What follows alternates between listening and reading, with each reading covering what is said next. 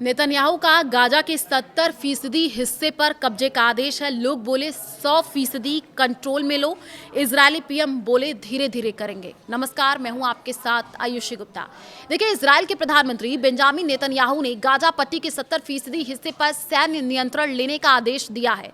जी हां, West Bank में गुरुवार को एक कॉन्फ्रेंस के दौरान उन्होंने ये कहा कि हम इस समय हमास को दबा रहे हैं। अब हम गाजा पट्टी के 60% इलाके को कंट्रोल करते हैं।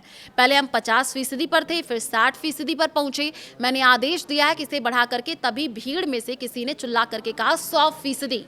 इस पर नेतन्याहू ने कहा एक एक कदम आगे बढ़ते हैं, पहले 70% तक पहुंचते हैं, फिलहाल वहीं से शुरुआत करते हैं। हम हर तरफ से उन पर दबाव बना रहे हैं और बाकी बचे लोगों से भी निपटेंगे। ये कदम अक्टूबर 2025 में हुए युद्ध विराम समझौते की शर्तों के विपरीत माना जा रहा है। समझौते के तहत इजरायली सेना को एक तय येलो लाइन के पीछे हटना था।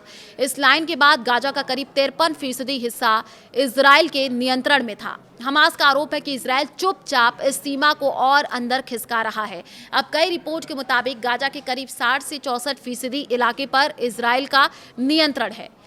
इजराइल हमास के बीच शांति योजना के अगले चरण में हमास के हथियार छोड़ने और इजरायली सेना की वापसी का प्रस्ताव है, लेकिन दोनों पक्षों के बीच बातचीत फिलहाल ठप पड़ी हुई है। वहीं पहले से ही युद्ध बमबारी और लगातार विस्थापन की वजह से गाजा के ज्यादातर इलाके तबाह हो चुके हैं।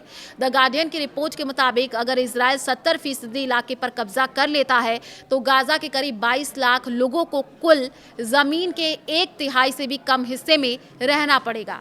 European council on foreign relations के विजिटिंग फेलो मोहम्मद शहादा ने कहा कि हालात पहले ही बेहद खराब हैं। उनके मुताबिक हर खाली जगह पर विस्थापित परिवारों के टेंट लगे हैं। अगर इलाका और छोटा हुआ तो बड़ी संख्या में लोगों के पास रहने की जगह ही नहीं बचेगी। इजराइल हमास के बीच अक्टूबर 2025 में सीज फायर का ऐलान हुआ था। 7 महीने बीतने के बाद भी इजरायली सेना गाजा में हमले कर रही है। गाजा के स्वास्थ्य अधिकारियों का कहना है सीज फायर लागू होने के बाद से अब तक करीब 900 फिलिस्तीनी मारे जा चुके हैं। इजरायली सेना ने येलो लाइन के आसपास बड़े इलाकों को नो मेंस लैंड घोषित कर दिया है। यहां पर किसी भी गतिविधि को खतरा मान करके कार्रवाई की जा रही है।